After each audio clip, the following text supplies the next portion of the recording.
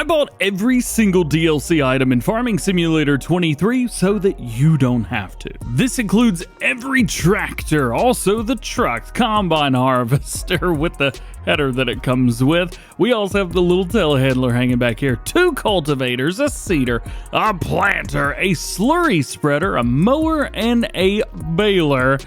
And I think that's about it. We're going to talk about each piece of equipment, plus some pros and cons to having it, and maybe something else that's already in the game that would get the same job done, unless you just want a John Deere 8R, in which case I really can't stop you. So while we're at it, let's start right off with this guy, the New Holland T8. If we jump in and we go to large tractors, we can find it right here. It's got 435 horsepower and it goes 31 miles an hour. Now, the Case Magnum is very similar. Actually, the Case Magnum costs a little bit more in game.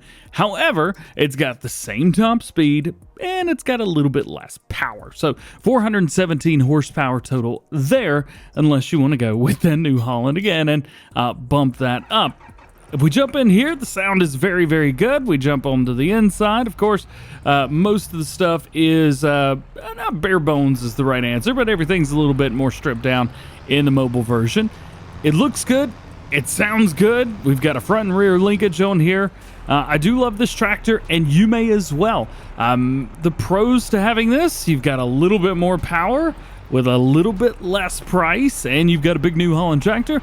And I guess the only con would be that it costs real money. Next, we'll take a look at the John Deere 8R. This bad boy right here can be found, of course, in large tractors as well, right there for $355,000. It's actually, again, still cheaper than the Case, and we get more horsepower. So that's a great plus there. It goes 31 miles an hour, which is nice as well, and it holds 727 liters of fuel. So it actually holds quite a bit there.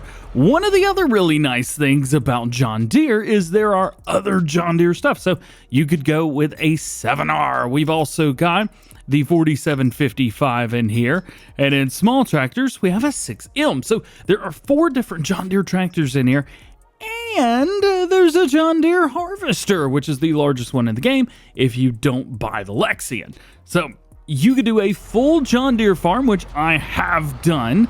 However, again, you may want to watch that $2 price tag on here. I do like the wheels, definitely my favorite out of every tractor in the game. It is a big John Deere. It is a newer John Deere model. Beautiful mod, but again, it's going to cost you. So if you want it, there you go. I like it. A lot of horsepower. I mean, it's the largest like conventional tractor anyway that we've got in the game. So is it worth having? I think so. And there was a reason that this was the first thing that I purchased. Next, we have something a little less conventional, but still super, super epic. This is the Kloss Zarian 5000. This is the big one. One cool thing about this, all-wheel drive steering, and it is super, super powerful. So let's go in here. We'll take a look at it. 530 horsepower. That is, what was that? 70 more than the John Deere. So we have a lot of power. We still go 31 miles an hour, but it is pretty expensive as well. $437,000. It's actually the most expensive tractor in the game. So be ready for that. But it holds a lot of fuel. It will go fast. It is super powerful. And I think that it may be one of the most OP tractors in the game. One other great thing is we have multiple different things. So if we go in here and we look at brands, we have enough to make a decent Kloss farm. We have the Axion 870 along with that 5000 and 2 harvesters. So if you want to get, 1 or 2 of the Zarians, 1 or 2 of the Axions, and then 1 of each of the combine harvesters, you're never going to need any more stuff again. Never anymore. And it's a beautiful tractor, but again, DLC item. The last tractor on our list is the Versatile, the 620. This is the largest tractor in Farm Sim 23 and the largest tractor in Farm Sim 22 as well. If we bump around, we'll jump into large tractors to go to the very end. The cool thing about this is it's got the most amount of horsepower by 130 horsepower. It is cheaper than the Kloss, and it is about 40,000 more than the John Deere, so it's really not that bad. It weighs close to 20 tons, and it holds almost 1,300 liters of fuel. The biggest cons I would say with this is it only goes 21 miles an hour, and, well, I guess there's really not much other way to put it. You don't really have much that will work with this, or that you need to work with this. I mean, the Bergman right here, this only requires 300 horsepower. The trailers, even the largest one that this would work with, it's smaller, 37,000 liters. If we go take a look at some tools, 300 horsepower. In seeders, 300 horsepower. In planters, well, this is probably going to be, 300 horsepower. Even the biggest cultivators in here, 520 horsepower. So we can use these with the Kloss. So this is, I would say, the epitome of overkill. Definitely in Farming Simulator. It is in the desktop version, and it is in the mobile version as well. So if you just want the biggest one, well, this is it, man. I ain't gonna be able to stop you. And we're moving on to a truck. We have one truck. This is going to be your Mack Black, I believe the Anthem. We'll double check that to make sure I'm good. There you go. This was a pre-order bonus of Farm Sim 22. It is here for base game in Farming Simulator 23. However, it is a paid DLC item. It is a little bit more powerful than the Mack Superliner that we already have base game. 5 more horsepower. It holds close to 3 times the fuel. It weighs just a little bit more. 49 miles an hour is the max speed. You don't really need to go much faster than that in Farm Sim 23. Yeah, there's the price is 150 grand, so about 40,000 more than the base truck. I think this purely comes up to taste. The other one that we've got in is a little bit of an older style, whereas this one is a newer truck, and it is all black. It's a great looking truck. I love it. It's one of my favorite ones in the game. However, if you don't go with this, you only have one option, and I would say that is your maybe con of not getting this. So that's, I guess, a pro of getting it, isn't it? And a combine harvester. This is the Kloss Lexion 8900, largest combine harvester in Farming Simulator 22 and in 23. However, there's an asterisk with that. So if we go over to it, $489,000. So it is like 60 grand cheaper than the John Deere. So right there, that is a pro to getting this. 24 miles an hour, it's about the same as the John Deere, holds about the same amount of fuel. It is more powerful than the John Deere as well. But this is also where it's better. 18,000 liter capacity versus 16,000 20 liter capacity. The difference with these combines is not which one's better. Obviously, the Kloss Lexion is better. However, the difference here is going to be in the headers that actually come with these. So it's not the combine itself, it's in the headers. The header for the John Deere is 15.2 meters, whereas the Kloss is 13.8. The John Deere is also a little bit more expensive. We would obviously expect that. So otherwise, they both do exactly the same things. This harvester picks up your header exactly the same way you would any of the other headers. We'll grab this, kind of pull it out here. We will drop it right there, spin around, and pick it up. It's the biggest combine harvester in the game. However, it does have the second largest header. So it's not the biggest header, but, you know, I think I would probably take the capacity over the header size, even though I do really like me a John Deere farm. Next up, we have the JCB telehandler. This bad boy right here is very similar. Well, I mean, it's exactly what we've got in Farming Simulator 22. So here's the thing. It's got more power than the Manitou that is base game, and it costs more. However, they really don't do much difference. They can pull things. We do have a trailer on the back, so that is nice, and they load pallets one at a time, which is also very nice. Both have all-wheel drive steering, and both will raise and lower as you need, and that is our only option for doing stuff with that. So I think with this, again, it is a purely like, what do you like question. If you like JCB, go with JCB. If you like Manitou, you already have everything you could possibly want.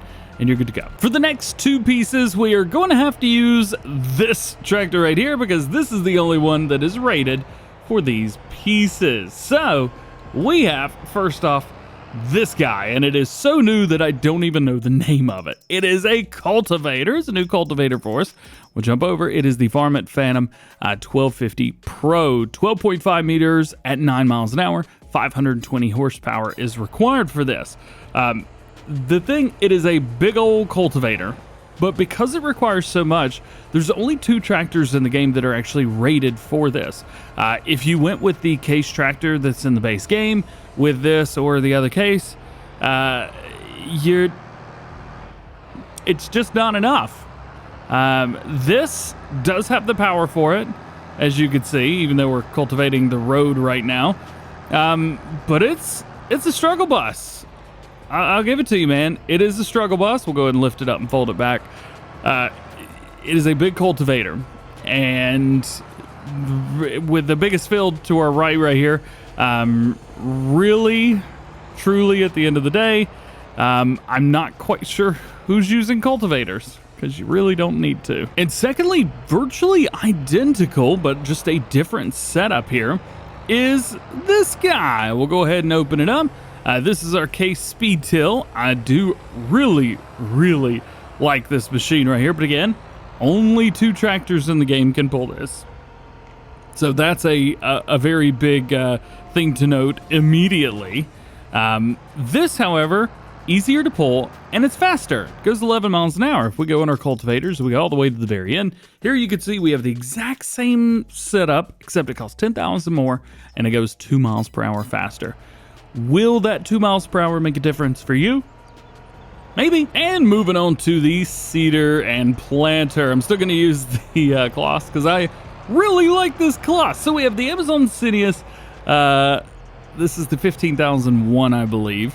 It is a very, very maneuverable seeder. It does not direct drill, so if you're wanting a direct drill seeder, this does not do it. It only requires 300 horsepower, holds 7,800 liters of seed and fertilizer combined, which is good, but doesn't fit the way that I actually farm myself. The Vaderstead right here, this is my go-to. I'm gonna buy 2 of these and I'm gonna hit the field running. That is the way that I do things. But you may want to do this, and you want to seed and fertilize at the same time, go for it. It's also not a direct drill. If we take a look at our details, it doesn't say anything about direct drill, where this, the Vaderstead, actually does. So there is that. Otherwise, there's really not a whole lot to it, and looks like it won't even let me unfold it unless I've got seed in there. So you know what? It's getting parked. Something that is a direct drill, however, is our Kinsey. This is one of my favorite planters. You guys have seen me use it a lot in Farm Sim 22. Love this thing. Let's go check it out. And planters all the way at the very end. The 3665 Blue Drive. Similar setup actually to the Amazon, 300 horsepower. This is 12 meters instead of 15, and it costs 140 grand instead of like 200. 11 mile an hour, and it only does seed. But one cool thing, it direct drills, and because it direct drills, this makes this, I believe, the only direct drill planter in the game. This is a huge deal because you don't have to cultivate beforehand, saving you a pass. You don't have to do an extra pass for every single thing. So the Amazon, I don't know, at least for my gameplay, it doesn't work as well as the Kinsey would. I love the Kinsey, and to be honest with you, the John Deere tractor and this Kinsey are like no-brainers to me. These are definitely the first 2 things that I would get if I had to. Here's another interesting one that I definitely think is 100% a go. This is the big Cody Grant tanker and slurry tanks. It is the biggest one by far. It is the most expensive one by far as well. Don't get it confused. The one in the middle here is actually the smallest working width of 6.2 meters because this is an injector instead of a drag hose. So we have 15 meters, 6.2, and then this one, 30. You're going to be doing the main field, the big one out front in like, what, 4 passes, something like that. It's not going to take very long. 9 meters, or 9 mile per hour, sorry. This will hold slurry and digestate, which is nice. You can actually use your slurry for something, which is good. And it holds 32,000 liters, which is double, or about maybe 50% what the other ones will do. I think this is a great buy. I think it is an absolutely epic piece of machinery, and definitely something that I would get. If you're going to be doing cattle or pigs, this is definitely a good buy, though it is quite expensive. Next to last is the DjGoHam 450. Love this thing. It is an absolutely massive piece of equipment. It is a huge, absolutely massive mower. Love this thing. Big self-propelled mower. We do have the swathing going into the center, which is nice. And of course, we don't have access to this land. So let's take a look in mowers. We'll take a look at the difference between one and the other.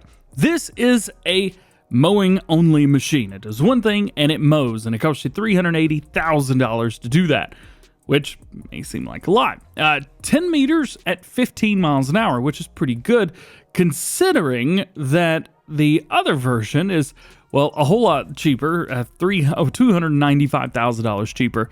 It only requires 220 horsepower, 9.2 meters instead of 10, at 13 miles per hour instead of 15. But the good thing is, you can use those extra $195,000 and put it towards a tractor, which could do a lot of other things. So I think that this machine right here is definitely held off for those of you that are just going to be good doing grass. You don't need a bunch of tractors around, maybe 1 or 2 for doing this and that. This is definitely what you want to do for that. It's a big machine. It is a big mower. But again, it is a self-propelled thing that only does one thing. And lastly, the other DLC item is going to be this, the Krone Big Pack. I do love this baler a lot. It's one of my favorite balers. So let's take a look at it. Let's go into baling, and we find it right here.